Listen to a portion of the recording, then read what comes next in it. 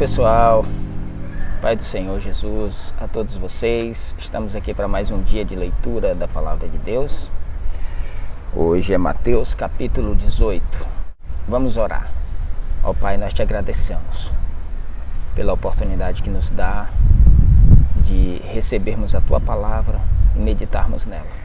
Abre a nossa mente e o coração para que ela possa trazer efeito sobre as nossas vidas, em nome de Jesus. Amém. Vamos lá então, Mateus capítulo 18. Naquele momento, os discípulos aproximaram-se de Jesus e perguntaram: quem é o maior no reino dos céus? E Jesus, chamando uma criança, colocou-a no meio deles e disse: com toda certeza vos afirmo que, se não vos converterdes e não vos tornardes como crianças, de modo algum entrareis no reino dos céus. Portanto, todo aquele que se tornar humilde como esta criança, este é o maior no reino dos céus. E quem recebe uma destas crianças em meu nome, a mim me recebe. Entretanto, se alguém fizer tropeçar um desses pequeninos que creem em mim, melhor lhe seria amarrar uma pedra de moinho no pescoço e se afogar nas profundezas do mar. Ai do mundo por causa das suas ciladas. É inevitável que tais ofensas ocorram, mas infeliz da pessoa por meio do qual elas acontecem. Sendo assim, se a tua mão ou teu pé te fizerem cair em pecado, corta-os e lança-os fora de ti. Pois melhor é entrares na vida mutilado ou aleijado, do que tendo as duas mãos ou os dois pés, seres atirado no fogo eterno. E se um dos teus olhos te faz pecar, arranca-o e lança-o fora de ti. Pois melhor é entrares na vida com um olho só, do que tendo os dois seres lançados no fogo do inferno. Tende todo cuidado para que não desprezeis a qualquer desses pequeninos, pois eu vos asseguro que seus anjos nos céus veem continuamente a face do meu Pai Celestial. Aqui Jesus faz uma pergunta, os discípulos fazem uma pergunta para Jesus, perguntando quem era o maior. Pergunta de crente, né? Quem é o maior no reino dos céus? E Jesus traz uma criança, né, a menor de todas, e diz: aquele que não se converter e se fizer como uma criança, não merece o reino dos céus, não entrará no reino dos céus. E ele disse: olha, o reino dos céus é de gente pequena, é de gente simples, é de gente de coração descomplicado. Portanto, eu tenho muito zelo pelos pequeninos. E não tenho tolerância nenhuma com quem fizer um desses pequeninos tropeçar. Porque melhor seria amarrar uma pedra no pescoço e se lançar nas profundezas do mar. E Jesus está dizendo aqui algo muito sério, que é melhor um suicídio do que você fazer algum desses pequeninos que creem em Jesus tropeçar. Depois ele fala o seguinte: que os escândalos vêm, é inevitável que eles aconteçam, mas ai daquele pelo qual o escândalo vem. Portanto, ele nos manda ser bastante radicais com determinadas coisas. Se tem alguma coisa na nossa vida que nos faz tropeçar, deve ser arrancado e cortado e lançado fora, não deve ser negociado. Porque embora seja o pé, ou a mão, ou o olho, mas não é a gente, é só parte da gente. Então é muito melhor entrar no céu sem uma parte do que ir com tudo para o fogo eterno. Versículo 11. Porque o Filho do Homem veio para salvar o que se havia perdido. Que opinião tendes? Se um homem tiver 100 ovelhas e uma delas se desgarrar, não deixará ele as 99 nos montes, indo procurar a que se perdeu?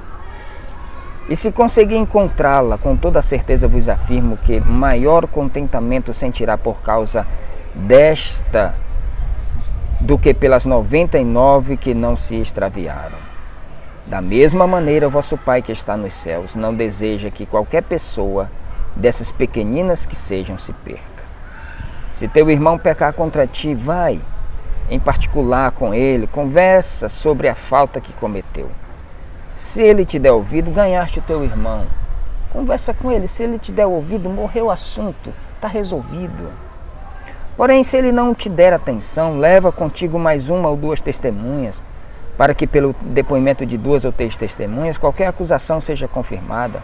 Contudo, se ele se recusar a considerá-los, dizei-o à igreja. Então, se ele se negar também a ouvir a igreja, trate-o como pagão ou publicano. Aqui Jesus está dizendo, vai primeiro, conversa com ele, se ele não te ouvir, chama mais 1 ou 2 pessoas. Se ele não ouvir vocês, fala para a igreja, conversa com a igreja, com o corpo de Cristo. Se ele não ouvir, contudo, considere-o como um publicano e pecador. Trate com decência. Como é que Jesus tratava publicano e pecador? Com decência.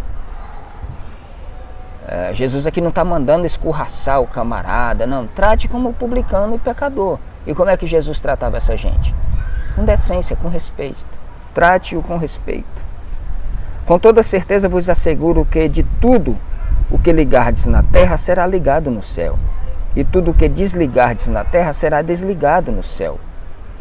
Uma vez mais vos asseguro que, se 2 dentre vós concordarem na terra em algum assunto sobre o qual pedirem, isso lhes será feito por meu Pai que está nos céus.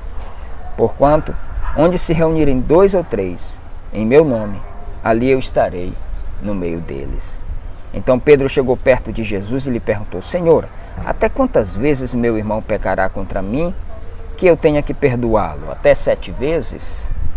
E Jesus lhe respondeu, não te direi até 7 vezes, mas sim até 70 vezes 7. Portanto, o reino dos céus pode ser comparado ao certo rei, que decidiu acertar as contas com seus servos. Quando teve início o acerto, foi trazido à sua presença um que lhe devia 10.000 talentos. Suponhamos aqui que sejam 10 milhões de dólares. Porém, não tendo o devedor como saldar tal importância, ordenou seu senhor que fosse vendido ele, sua mulher, seus filhos, tudo quanto possuía, para que a dívida fosse paga. O servo então, com toda reverência, prostrou-se diante do rei e lhe implorou, sê paciente comigo e tudo te pagarei. E o senhor daquele servo teve compaixão dele, perdoou-lhe a dívida e o deixou ir embora livre. Entretanto, saindo aquele servo, encontrou um dos seus conservos, que lhe estava devendo 100 denários. Agarrou-o e começou a sufocá-lo, esbravejando, paga-me o que me deves. Então o seu conservo, caindo-lhe aos seus pés, lhe suplicava, sê paciente comigo e tudo te pagarei. Mas ele não queria acordo. Ao contrário, foi e mandou lançar seu conservo devedor na prisão até que toda a dívida fosse saldada.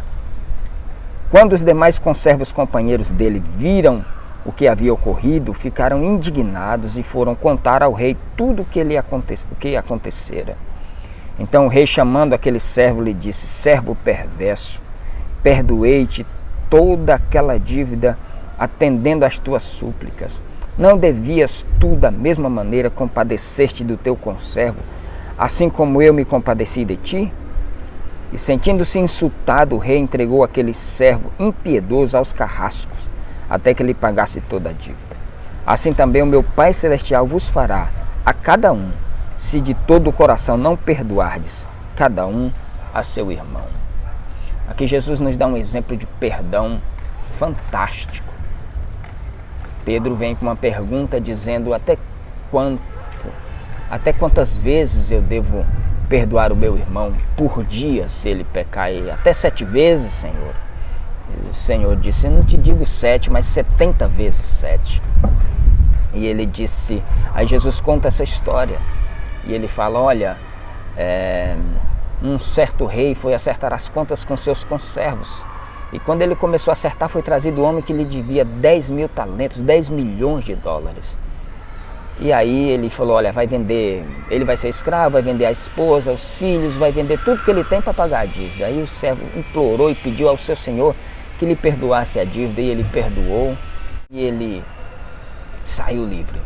Mas quando ele passou na fila, ele encontrou um conservo, um amigo, um companheiro, pessoa da sua mesma classe, que estava lhe devendo 100 denários. Era como se fosse 10 milhões para 100 dólares.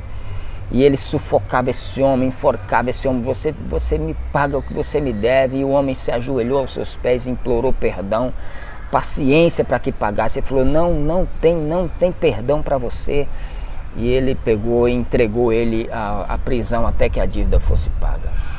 Quando os conservos viram aquilo, contaram para o rei mandou chamá-lo e disse, mas você é perverso. Eu não te perdoei a tua dívida, rapaz. Você não tinha como me pagar nunca, eu não te perdoei. Você não devia fazer a mesma coisa com seu amigo. Aí ele vai e conclui aqui, olha, assim também o meu Pai Celestial não vos perdoará, se de todo vós não perdoardes o vosso irmão.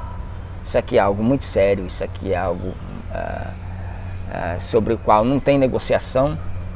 E se você entender a palavra de Deus, você vai entender que o perdão é necessário, porque a nossa dívida era imensa e Jesus perdoou a todos de igual forma.